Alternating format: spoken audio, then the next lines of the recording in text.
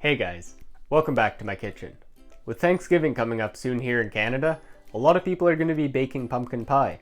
But every time I make a pumpkin pie, I always end up with too much pumpkin. And what do you do with all that pumpkin? Today I'm going to show you one way you can use it in a delicious pumpkin creme brulee. Check the description box below for the full ingredients list. Let's get started.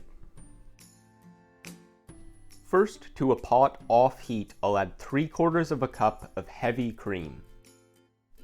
Next, I'll add 1/3 cup of pumpkin puree. If you want to see how I made the puree, check out my pumpkin spice pancakes video. I'll leave a link in the description below. Now I'll add 2 teaspoons of brown sugar, 1/8 of a teaspoon of ground ginger, 1/8 of a teaspoon of cinnamon, 1/8 of a teaspoon of allspice, and a pinch of nutmeg. Now whisk that until it's fully combined. Turn the heat on to low and slowly bring the mixture up to a simmer. While the cream mixture is heating up, I'm going to separate 2 eggs. I'll only be using the yolks for this recipe. I'm going to put them into a heat-safe bowl and whisk them very well. When the cream mixture is simmering, remove it from the heat. I'm going to slowly add 1/3 of the hot cream into the yolks while I whisk. This is referred to as tempering the eggs. It will slowly cook them so that they don't scramble when you add it back into the hot cream. Whisk the mixture well until it's fully combined.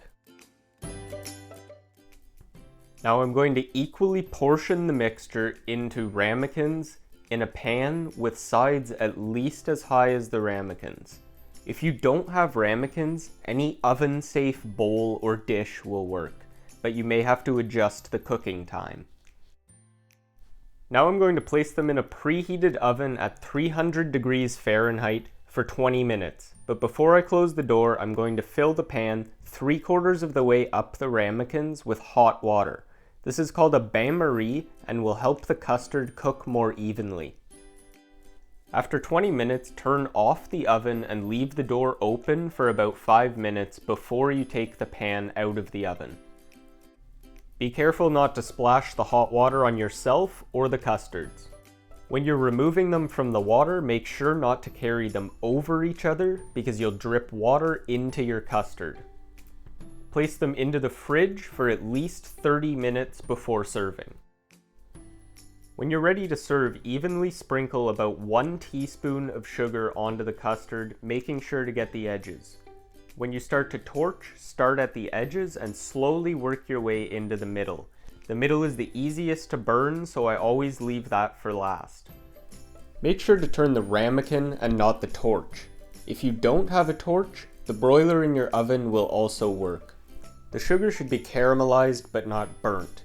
Keep in mind that it will continue to darken for a second after you take the torch off.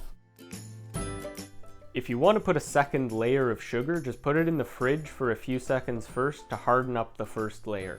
Be careful because it will burn a lot faster the second time. Hold the ramekin in your hand from the bottom because the top will be very hot.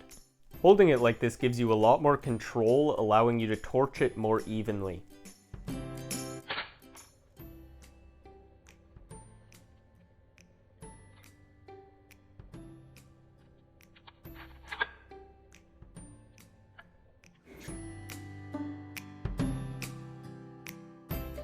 Thanks for watching.